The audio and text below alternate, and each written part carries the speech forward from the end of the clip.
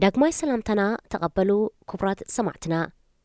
ካብ ዝቐፂሉ ብዓወት ኣረጋይ ዝዳሎ ኣፍሪቃ ኣብ ሶሙን ዚ ክቐርበልኩም ሰናይ ምክትታል።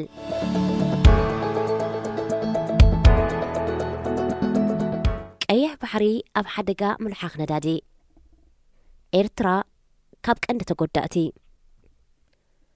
ኣብ 2014 ዝጀመረ ኩናት ሓድሕድ የመን ኣስታት 150,000 ሰባት ቀቲሉሎ ኩናት ብዘስዓቦ ዓጸቦ 227,000 ሰባት ሞይቶም ኣብ ልዕሊ እዚ 13 ሚልዮን ኣህዛብ ብጥሜትን ዋሕዲ መግብን ክሳቀዩ ከለው ኣብ ቤትን ንብረትን ግዙፍ ዕንወት ወሪዱሎ። ብመሰረት መግለጺ ውድብ ሕቡራት ሃገራት የመን ኣብ ዓለም እታ ብዝበኣሰ ሰብኣዊ ቅልውላው እትርከብ ሃገር ኮይናላ። ኣብ ዝተፈላለየ ኩርናዓት ዓለም ዝተፈላለዩ ቅልውላዋት እኳ እንተሃለው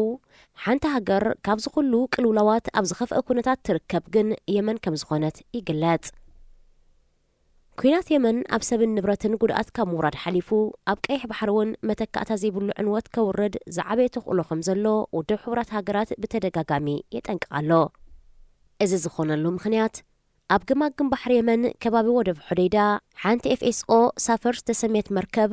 ኣብ ሓደጋ ምስባርን ምብራዕን ብምህላዋ ተሰኪማቶ ዘላ 1.4 ሚልዮን በርሚል ዘይተጻረየ ነዳዲ ኣብ ቀይሕ ባሕሪ ከይትኽዕዎ ተሰጊኡ ብምህላው እዩ። ናይ ነዳዲ ጽዕነት መርከብ ሳፈር ኣብ 1976 ኣብ ጃፓን ተሃኒጻ ኤሶ ጃፓን ኣብ ትሕቲ ዝብል ስም ኣብ ነዳዲ ናይ ምምላስ ስራሕ ተጸንቢራ ኣስታት 3 ሚልዮን በርሚል ነዳዲ ናይ ምስካም ዓቕሚ ድማ ኣለዋ። ኣብ 1987 ሃገራዊ ኩባንያ ነዳዲ የመን ዓዲግዋ። እቲ ኩባንያ ነታ መርከብ ኣብ ክንዲ መጓዓዓዚት ከም ናይ ነዳዲ መዕቆሪት መኽዘን ይጥቀመላ ነይሩ። ኣብ መጋቢት 2015 ኩናት የመን ድሕሪ ምጅማሩ ኣብ ሓፂር እዋን ብሸነኽ ቀይሕ ባሕሪ ዝርከብ ገማግም ባሕሪ የመን ኣብ ትሕቲ ዕጡቓት ሑቲ ብምእታው እታ መርከብ እውን ኣብ ትሕቲ ቁፅፅሮም ኣትያ። ዝበስሑ ሰራሕተኛታት መርከብ ሳፈር መርከቦም ራሕሪሖም ክኸዱ ብምግዳዶም እታ መርከብ ዝኾነ ምትዕርራይ ምትሕዳስ ይኹን ክንክን ከይተገብረላ ጸኒሑ። ንጠሊ ቅልዕቲ ብምዃና ድማ ክትምርትን ክትሰባበርን ብምጅማርያ ተሰኪማቶ ዘላ ነዳዲ ብምሉኡ ይኹን ብኸፊል ኣብ ባሕሪ ከይክዖ ተሰጊእ ዘሎ። እታ መርከብ ክትፍንጀር እውን ስለ ትኽእል ሓደጋ ከተውርድ ግዜ ትጽበ ዘላ ናይ ግዜ ቦምባ ታይም ቦምብ እንዳተባህለት ትጽዋዓላ። ንብድሓና ዝኾነ ጻዕሪ እንተዘይተገይሩ ኣብ ዝኾነ እዋን ክትስበር ወይ ክትባራዕ ናይ ግዜ ሕቶ ጥራዩ ኮይኑ ዘሎ። መርከብ ሳፈር ነዳዲ እንተኺዓ ኣብ ስነ ህይወታውያን ከም ዓሳታት ይዕዋፍን ካልኦት ህይወታውያንን ስርዓተ ማሕድሮ ማለት ኤኮሲስተም ኮራላት ስነ ኣከባብን ቁጥባውን ዞባ ቀይሕ ባሕሪ ዓብ ዕንወት ከተወርዶልያ። ቀንዲ ግዳያት ዝዕንወት ድማ የመንን ፊት ንፊታ እትርከብ ኤርትራን ከም ዝኾና ክኢላታት የጠንቅቑለዉ። ብሰንኪ እዚ ህይወት ኣብ ግማግም ባሕሪ ናይ ዝቕመጡ ገፈፍቲ ዓሳን ኣብ ኢንዱስትሪ ዓሳ ዝነጥፉ ሰባትን ክመዛበል ኣብ ልዕሊ ምዃኑ ሚልዮናት ተመገብቲ ዓሳ ድማ ናይ መግቢ ሕፅረት ከጋጥሞም እዩ። መርከብ ሳፈር 7 ኪሎ ሜትር ካብ ገማግም ባሕሪ የመን 60 ኪሎ ሜትር ድማ ካብ ወደብ ሑደይዳ ርሒቓ መልሕቓ ሰድያ ትርከብ ኮይና ነዳዲ እንተተኻዒው ናብ ገማግም ባሕሪ ኤርትራ ክበጽሕ 5 መዓልትታት ጥራይ ክወስደሉ ምዃኑ ተገሊጹ። ኣብ ሓፂር መዓልትታት ድማ ናብ ሓያሎ ክፋል ቀይሕ ባሕሪ ክባጻሕ ተኽእለሎ። ነዳዲ እንተተኻዒው ንምጽራዩ ኣስታት 20 ቢልዮን ዶላር ከድሊ ኣብ ልዕሊ ምዃኑ ናብ ንቡር ንምምላሱ ልዕሊ 30 ዓመታት ክወስደሉ እዩ። ሃገረ የመን ኣብ መንጎ ዝተፈላለዩ ዕጡቓት ብፍላይ ድማ ኣብ መንጎ ማእከላይ መንግስትን ዕጡቓት ሑትን ተማቒላ ብምህላዋ እታ ሃገር መርከብ ሳፈር ንምድሓን ገንዘባዊ ይኹን ክኢላዊ ዓቕሚ የብላን። እዚ ስለ ዝኾነ ካብ 2020 ሒዙ ውድብ ሕቡራት ሃገራት ኣብታ መርከብ ዘሎ ነዳዲ ናብ ካልእ ክሰጋገር ማሕበረሰብ ዓለም እጃሙ ከበርክት ክጽውዕ ጸኒሑ። ውድብ ሕቡራት ሃገራት ኩነታት እታ መርከብ ናብ ንቡር ንምምላስን ንምትዕራያን ኣስታት 80 ሚልዮን ዶላር ከም ዘድሊ ሓቢሩ ነይሩ። እንተኾነ ነቲ ዝተገመተ ገንዘብ ካብ ሃገራት ክዋጻእ ብዘይምኽኣሉ እቲ ውድብ ውልቀ ሰባት ይኹኑ ትካላት ኣብ ምውጻእ እጃሞም ከበርክቱ ይጽዋዕ ኣሎ። እንተኾነ መንግስቲ የመንን ዕጡቓት ሓይልታት ሑትን ኣብታ መርከብ ዘሎ ነዳዲ ተሸይጡ ክውሃቦም በብወገኖም ክሓቱ ብምጽንሖም እታ መርከብ ከም ናይ መማጎቲ ማእከል ኮይና ጸኒሓ። ምኽንያቱ ሽያጥ እቲ ነዳዲ ኣስታት 80 ሚልዮን ዶላር ስለ ዝበጽሕ ክልቲኦም ወገናት በብወገኖም ናይ መሸጣ ገንዘብ ንዓና ይወሃበና ክብሉ ክማጎቱ ጸኒሖም ክልቲኦም ወገናት ክማጎቱ እሞ ኣብ ስምምዕ ከይበጽሑ ክተርፉ ንብከላ ዕድል ዘይህብ ግዜ ብምህላው እቲ ጉዳይ ባይቶ ጸጥታ ከይተረፈ ኢዱ ብምእታው ተዘራሪቡሉ ክልቲኦም ወገናት የመን ድማ ናብ ካልእ ናይ ጽዕነት ነዳዲ ክሰጋገር ተሰማሚዖም ኣለው ሕጂ ተሪፉ ዘሎ ግዜ ንፋስ ባሕሪ ከይመጸ ቅድሚ ወርሓት ጥቅምትን ሕዳርን እቲ ነዳዲ ናብ ካልእ መርከብ ምግምጣል ኮይኑ ነዚ ንምትግባር ድማ ዘድሊ ገንዘብ ክዋጽእ ኣለዎ ኣብ 2020 ሚኒስትር ማይን ኣከባብን ኤርትራ ኣቶ ተስፋይ ገብረስላሴ እቲ 47 ዓመት ዝዕድሚኣ መርከብ ኣከባብያዊ ብከላ ከተስዕብ ከም እትኽእል ኣጠንቂቑ ነይሩ ኣብ 2011 ኣብ ቱኒዝያ ዝጀመረ ምልዓል ጽድያ ዓረብ ኣረብ ስፕሪንግ ውልቀ መለኽቲ ካብ ስልጣኖም እናኣለየ ናብ ሃገራት ሰሜን ኣፍሪቃን ሃገራት ዓረብን ክልሕም ጀሚሩ ን33 ዓመታት ብፕሬዚደንት ዓሊ ዓብደላ ሳልሕ ዝተመርሑ የመናውያን ብወገኖም ኣብ ሃገሮም ለውጢ ብምድላይ ምልዓል ጀሚሮም የመን ኣብ ሰሜንን ደቡብን ዝተመቕለት ሃገር እያ ነይራ ኣባል ሰራዊት ዝነበረ ዓሊ ዓብደላ ሳልሕ ወተሃደራዊ ዕልዋ መንግስቲ ብምክያድ ካብ 1978 ክሳብ 1990 ናይ ሰሜን የመን መራሒ ኮይኑ ምስ ዴሳዊት ማለት ኮሙኒስት ዝነበረት ደቡብ የመን ድማ ኣብ ኩናት ተጸሚዱ ድሕሪ ምውዳቕ ሶቪየት ሕብረት ዴሳዊት ደቡብ የመን እናተዳኸመት ብምምጽኣ ምስ ሰሜን የመን ናይ ምሕባር ስምምዕ ኣካይዳ ዓሊ ዓብደላ ሳልሕ ድማ ናብ ሕብርቲ ሃገረ የመን መራሒ ኮይኑ ከገልግል ጀሚሩ ብጠቕላላ ድማ ንየመን ን33 ዓመት መሪሕዋ ንየመን ንሱ ጥራሕ ከም ዘሕበራ ዝኣምን ዝነበረ ፕሬዚደንት ነበር ዓሊ ዓብደላ ሳልሕ እታ ሃገር ብብልሽውናን ሸቕለት ኣልቦነትን ዝተሓመሰት ብምንባራ ኣቐዲሙ ዝተፈላለየ ግጭታትን ምልዓላትን እኳ እንተነበረ ነቲ መራሒ ካብ ስልጣኑ ክኣልዩ ይከኣለን እንተኾነ ምልዓል ጽድያ ዓረብ ኣዝዩ ሓያል ብምንባሩ ክሰግሮ ይከኣለን ንምልዓል ጽድያ ዓረብ ብዝለዓለ ዝተጠቕሙሉ ንዓመታት ኣንጻር መሪሕነት ዓሊ ዓብደላ ሳልሕ ዝተቓለሱ ተኸተልቲ ሃይማኖት ሺዓ ዝኾኑ ዕጡቓት ሑቲ ዝተባህሉ ነይሮም ነቲ ኩነታት ንምርጋእ 6 ሃገራት ዓረብ ማለት ስዑድ ዓረብ ሕቡራት ኢማራት ቀጠር ኩዌት ዑማንን ባሕሬንን ዘጠቓለለ ቆንስል ምትሕግጋዝ ወሽመጥ ኣብ ጉዳይ የመን ኢዶም እትዮም ድሕሪ ዝተኻየደ ስምምዕ ናብ ሕጊ ከይቀርብ ናይ ውሕስነት መብጽዓ ዝተኣትወሉ ዓሊ ዓብደላ ሳልሕ ስልጣኑ ንምክትሉ ዝነበረ ዓብድረቦ መንሱር ሓዲ ከረክብ ተገዲዱ ዓብድረቦ መንሱር ሓዲ ብቆንስል ምትሕጋዝ ወሽመጥ ተደጊፉ መንግስቲ እኳ እንተመስረተ ነቲ ሃገር ግን ከረጋጋ ኣይከኣለን ኣብ ግዜ መሪሕነቱ መጠነ ሰፊሕ ሸቕረት ኣልቦነት ቀጺሉ ናይ መግብን ጸጥታን ሕፅረት ነይሩ ዝነበረ ናይ ጸጥታ ሃጓፍ ተጠቒሞም ዳዕሽ ዝርከቦም እስላማውያን ምንቅስቓሳት ኣብቲ ሃገር እግሪ ተኺሎም ናይ ኣጥፊካ ምጥፋእ ርእሰ ቅትለታዊ መጥቃዕቲ እናበስሐ መጺኡ ንደቡብ የመን ክንጽሉ ናይ ዝህቅኑ ዕጡቓት መጥቃዕትታት ጀሚሮ ዳግማይ ነቲ ሃገር ንምርጋእ ንመጻእቲ ሃገር ንምውሓስን ብውድብ ሕቡራት ሃገራት ዝተመወላ ሃገራዊ ዝርርብ ድሕሪ ምክያዱ ኣብቲ ዝርርብ እቲ ሃገር ናብ 6 ፌደራላዊ ዞባዊ ምምሕዳራት ተመቓቒላ ክትመሓደር ኣብ ስምምዕ ተበጺሑ እንተኾነ ዕጡቓት ሑትን ምንቅስቓስ ናጽነት ደቡባዊ የመንን እቲ ፌደራላዊ ዞባዊ ምምሕዳራት ንረብሓናን ሃገራዊ ራእይናን ኣይቐድምን እዩ ብምባል ነጺጎሞ ኣብዚ እዋን ምምላስ ፕሬዚደንት ነበር ዓሊ ዓብደላ ሳልሕ ናይ ዝድግፉ ዕጡቓት ብፍላይ ድማ ኣብ ሰራዊት ዝነበሩ ቁጽሩን እናዓበየ መጺኡ መሪሕነትን ስምምዕን ፕሬዚደንት ዓብድረቦ መንሱር ሓዲ ዘይተዋሕጠሎም ዕጡቓት ሑቲ ኣቐዲሞም ጸላእቶም ምስ ዝነበሩ ኣብ ሰራዊት ዝነበሩ ዕጡቓት ወተሃደራት ደገፍቲ ዓሊ ዓብደላ ሳልሕ ልፍንቲ ፈጢሮም ሓቢሮም ኣብ 2014 ንርእሰ ከተማ ሰንዓ ኣብ ትሕቲ ቁፅጽሮም ይእትዮማ ዕጡቓት ናብ ከተማ ዓደን ብምምራሕ ንማዕርፎ ነፈርቲ ድሕሪ ምቁጽጻሮም ኣብታ ከተማ ዝነበረ ፕሬዚደንት ዓብድረቦ መንሱር ሓዲ ናብ ስዑድ ዓረብ ኣምሊጡ ዕጡቓት ሑቲ መንግስቲ ከም ዝተቆጻጸሩ ብምእዋጅ ባይቶታ ሃገር ብምፍራስ ንዝተቆጻጸርዎ ቦታታት ዘመሓድር ብመሐመድ ዓሊ ኣልሑቲ ግዝያዊ ሰውራዊ ኮሚቴ ቂሞም ዓሊ ዓብደላ ሳልሕ ድማ ተጸንቢርዎም እንተኾነ እዚ ግዝያዊ ኮሚቴ ብሓያሎ ወገናት ተቐባልነት ኣይረኸበን ካብቶም ዘይተቐበልዎ ወገናት ቆንስል ምትሕጋዝ ሃገራት ወሽመጥ ውድብ ሕቡራት ሃገራትን ሕቡራት መንግስታት ኣሜሪካን ዝርከብዎም ነይሮም ዕጡቓት ሑቲ ተኸተልቲ ሃይማኖት ሺዓ እስላም ኣብ ልዕሊ ምዃኖም ነቲ ምስ ስዑድ ዓረብ ዘዳውብ ምዕራባዊ ወገናት ድማ ብሰፊሖም ዝቆፃፀርዎ ብሱና እስላም ዝተዓብለለት ስዑድ ዓረብ ሑቲ በታ መቐናቐንታ ከም ዝኾነት ዝንገረላ ዝዓበየት ሺዓዊት ሃገር ኢራን ይሕጎዝዮም ዝብል እምነት ስለ ዝነበራ ብስጋት የሪኣቶም በዚ ምኽንያት ስዑድ ዓረብ ኣብ ሃገራት ዓቂቡ ዝነበረ ዓብድረቦ መንሱር ሓዲ ናብ ስልጣን ንምምላስ ንሳት ትመርሖ ወተሃደራዊ ልፍንቲ መስሪታ ንምጥፋዕ ዕጡቃት ሑቲ ኩናት ኣዊጃ ኣብዚ ልፍንቲ እዚ ስዑድ ዓረብን ኢማራትን ዝዓበየ ተራ ክፃወታን ከለዋ ሓያሎ ሃገራት ድማ ብዝተፈላለየ መንገዲ እጃምና በርኪተን ድሒሩ ፕሬዚደንት ነበር ዓሊ ዓብደላ ሳልሕ ምስቲ ብስዑድ ዓረብ ዝምራሕ ልፍንቲ ክዘራረብ ምዃኑ ብምግላጹ ብሓይልታት ሑቲ ተቐቲሉ በዚ ድማ ሓይልታት ሑቲ ብዘይካ ኢራን ኣብ የመን ካልእ ሓጋዚ ይኹን ፀግዒ ኣብ ዘይብሎም ኩናት ኣምሪሕዎም ዕጡቃት ሑቲ ንምድምሳስ 26 መጋቢት 2015 ስርሒት ወሳኒ ህጁም ዝተሰመየ ወተሃደራዊ መጥቃዕቲ ጀሚሩ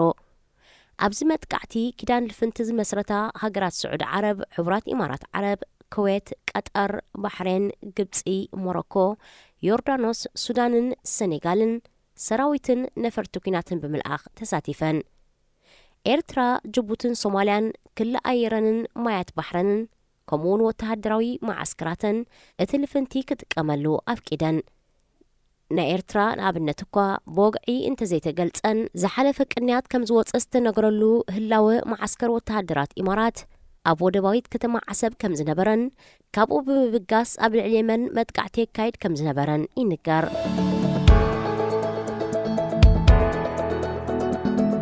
ሕቡራት መንግስታት ኣሜሪካ ብሪጣንያን ፈረንሳን ነቲ ልፍንቲ ኣፅዋር ኣብ ልዕሊ ምሻጥ ሎጂስቲካውን ስልያውን ሓገዝ እውን ኣበርኪተን ብፍላይ ኣሜሪካን ብሪጣንያን ኣብ ናይ እዝ ማእከል ኣባላት ብምልኣኽ ሓጊዘን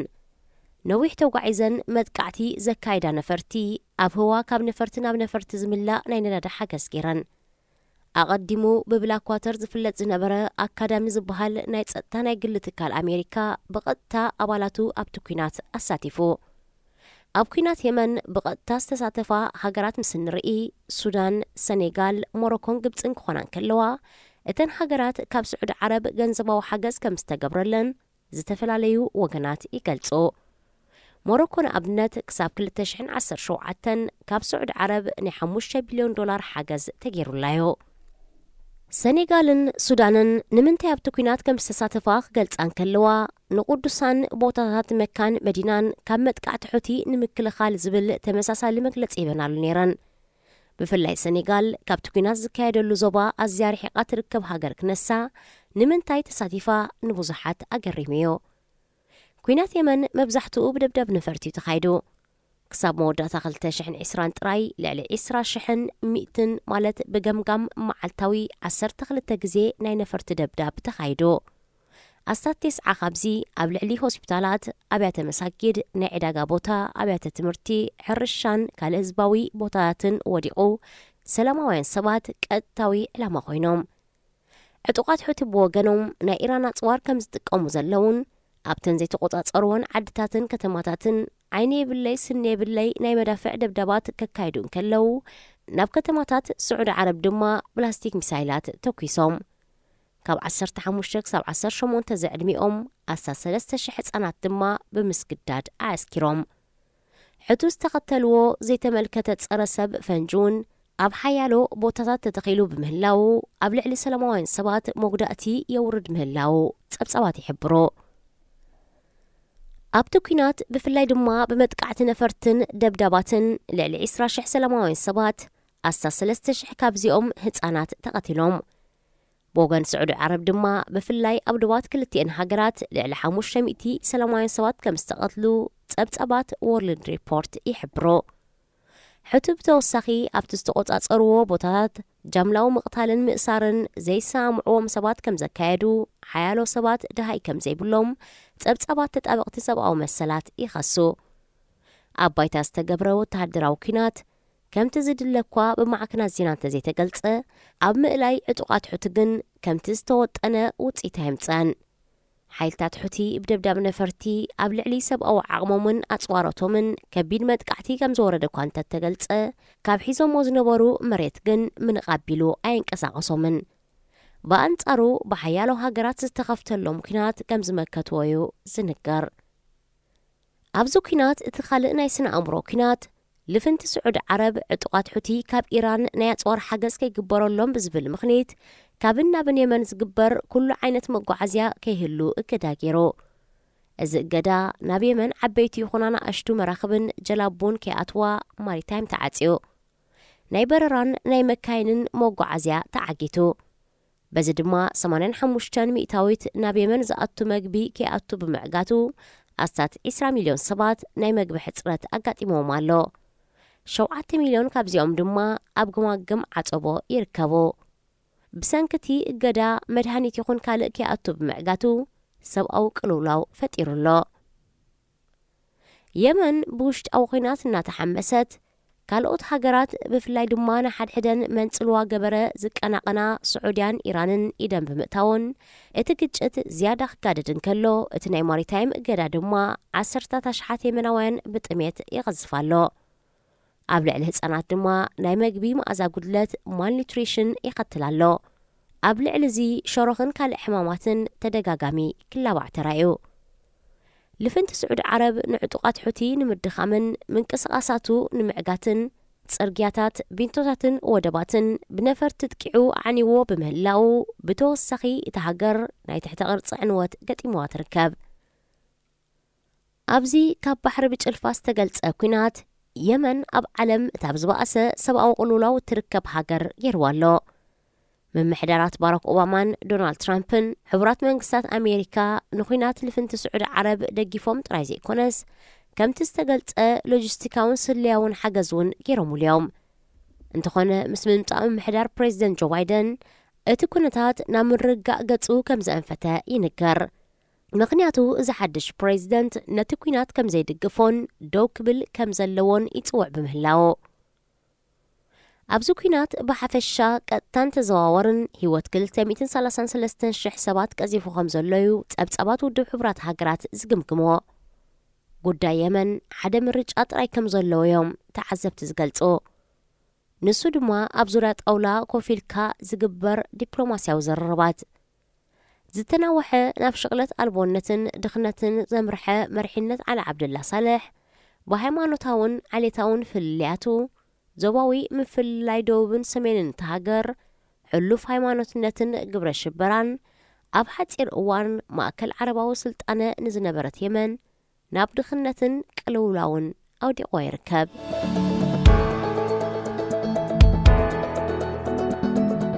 ኤርትራን የመንን በቲ ዝቐረበ ናይ ባብኤል መንደብ መጻቦ ናይ 41 ኪሎ ሜትር ናይ ባሕሪ ቀጥታዊ ርሕቀት ጥራይ ዘለወን ኣብቲ ዝረሓቐ ብማእከላይ ወገን ድማ ኣስታት 344 ኪሎ ሜትር ናብ ባሕሪ ርሕቀት ኣለወን። ኩናት የመን ዝተፈላለያ ሃገራት ኢደን ዘእተዋሉ ብምዃነን ንምፍትሑ ዝያዳ ዝተሓላለኸ ገይርዎ ኣሎ። ሕጂ ድማ መርከብ ሳፈር ንቀይሕ ባሕሪ እትካልእ ብድሆ ኮይናላ። ሙቆት ዓለም እናወሰኸ ኣብ ዝመጸሉ ዘሎ እዋን ካብ 70 ክሳብ 90 ሚእታዊት ኣብ መላእ ዓለም ዘለዉ ኮራላት ኣብ ዝመጽእ 50 ዓመት ኣዝዩ ከቢድ ዕንወት ከይወርዶም ወይ ፈጺሞም ከይጸንቱ ስጋት ኣሎ። ኣብ ቀይሕ ባሕሪ ዝርከቡ ኮራላት ግን ኣብ ሙቆት ዝርከቡን ሙቆት ዝጸወሮም ብምዃኖም ካብ ኣብ ካልእ ዓለም ዝርከቡ ፍሉያት እዮም። ቀይሕ ባሕሪ ዝኾነ ዓበይቲ ወሓይዝ ዘይፈሶብ ልዕሊ ምዃኑ ብሰንኪ ፀሓይ ብዙሕ ናይ ምህፋፍ መስርሕ ዘካይድ ባሕሪ እዩ። እዚ ናይ ምህፋፍ መስርሕ ድማ ኣዝዩ ጨዋም ከም ዝኸውን ይገብሮ። በዚ ምኽንያት እቶም ኣብ ከርሱ ዝርከቡ ኮራላት ንጨዋምነቱ ዝጸወሩ ክኾኑ ክኢሎም እዮም። ምጽዋር ሙቆትን ጨዋምነትን ስርዓተ ማሕድሮ ማለት ኤኮሲስተም ኮራላት ቀይሕ ባሕሪ ምስ ኣብ ካልእ ቦታታት ዓለም ዘለዉ ኮራላት ክወዳደር እንከሎ ብሕጂ ንሓያሎ ዓመታት ክጸንሑ ከም ዝኽእሉ ተመራመርቲ ይሕብሩ። ኮራል ሪፍ ወይ ድማ ኣብ መዝገበ ቃላት ትግርኛ ሰፊሩ ከም ዘሎ መርጀን ኣብ ባይታ ባሕሪ ብዓስከረን ካልሲዩም ካርቦኔትን ደቀቕቲ ህዋሳትን ዝንደቕ ንኽስራሕ 10,000 ዓመታት ዝወስድ ዝተፈላለየ ዓቐን ሕብርን ቅርጽን ዝውንን ተሪር ባእታ እዩ። እዚ ተሪር ባእታ ዝተፈላለዩ ደቀቕቲ ፍጥረታትን ንዕኦም ዝምገቡ ዓሳታትን ዘዕቁብን ንኽስስኑ ዝሕግዝን መስፈሪ ኮይኑ ኣብ ስርዓተ ማሕድሮ ፍጥረታት ባሕርን ምርጋጽ ቀጻልነቶምን ዓቢ ተራ ይጻወት። ቀይሕ ባሕሪ ብ7 ሃገራት ማለት ኤርትራ፣ ሱዳን፣ ግብፂ፣ ጅቡቲ፣ የመን፣ ስዑድ ዓረብ ዝተኸበበ ኮይኑ እስራኤልን ዮርዳኖስን ብኣዝዩ ንኡስ ክፋል ይዳወብኦ። ኮራላት ኣብ ቀይሕ ባሕሪ ኣብ ዝሓሸ ኩነታት ይርከቡ። ምኽንያቱ እቲ ባሕሪ ወዲ ሰብ ብዘስዕቦ ብከላ ዘይተተንከፉ ኮይኑ መብዛሕትኡ ካብዚ ኮራላት ኣብ ግማግም ባሕሪ ኤርትራ፣ ሱዳን፣ ግብፂ፣ ስዑድ ዓረብን እስራኤልን ይርከብ። ኣብዚ ባሕሪ 1200 ዓይነት ዓሳታት ክልውን ከለው 10% ካብዚኦም ኣብዚ ባሕሪ ዝጥራዮም ዝርከቡ። እዞም ፍሉያት ዓሌታት ዓሳ መብዛሕትኦም ኣብቲቶም ኮራላት ዝፈጠርዎ ስርዓተ ማሕድሮዮም ተዓቂቦም ዝነብሩ። እዞም ኮራላት ነቶም ኣብ ግማግም ቀይሕ ባሕሪ ዝርከቡ 30 ሚልዮን ኣህዛብ ናይ መግቢ ውሕስነት ኣብ ልዕሊ ምሃቦም ካብ ምክፋፍ ዓሳ ናይ 230 ሚልዮን ካብ ቱሪዝም ድማ 12 ቢልዮን ዶላር ዓመታዊ ኣታዊታት ክህሉ ይሕግዙ። ካብዚ ብመገዲ ቱሪዝም ዝያዳ እትኸስበሉ ሃገር ድማ ግብፂ እያ። ቀይሕ ባሕሪ ናይ 14,038 ትርቢዒት ኪሎ ሜትር ስፍሓት ክልወን ከሎ 2,250 ኪሎ ሜትር ቁመት ዝሰፍሓ እካሉ 355 ኪሎ ሜትር ማእከላይ ዑምቀት ድማ 490 ሜትሮ እዩ። ኤርትራ ኣብ ቀይሕ ባሕሪ 11,347 ኪሎ ሜትር ገማግም ባሕርን 350 ደሴታትን ትውንን። ስዑድ ዓረብ፣ ሱዳን፣ ግብፂ፣ ኤርትራ፣ የመንን ጅቡትን በብተርተአን ዝሰፍሐ ክፋል ቀይሕ ባሕሪ ይውንና።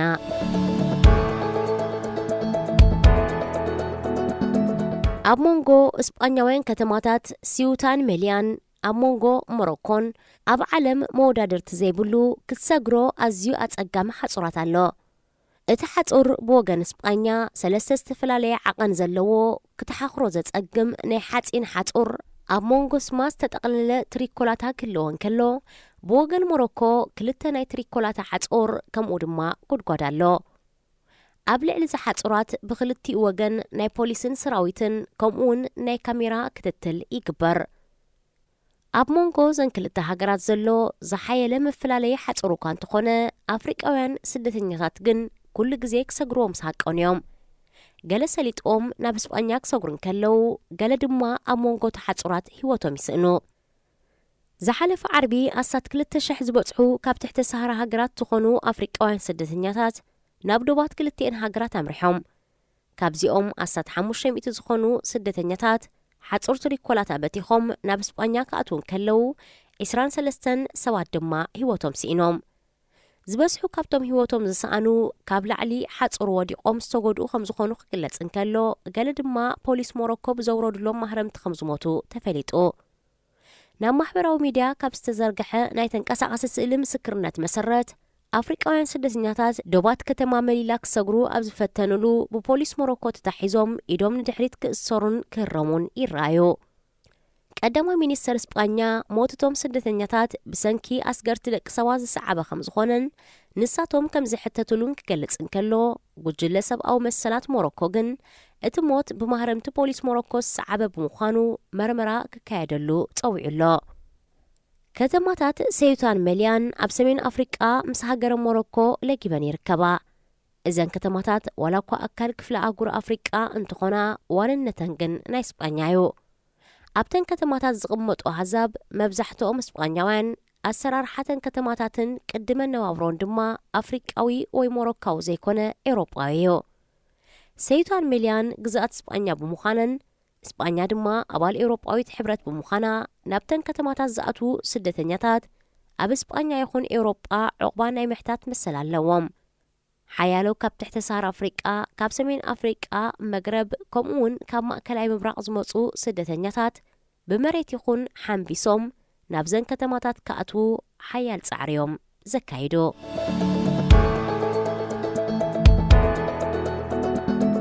ዘኸበርኩም ሰማዕትና ብዓወት ኣረጋይ ዝተዳለወ ናይ ሎሚ ኣፍሪቃ ኣብ ሰሙን እዚ ኣብ ዝተፈጺሙሎ ዝመጽእ ሰሙን ብኻልእ ትሕዝቶ ክሳብ ንራኸብ ሰናይ ቅነ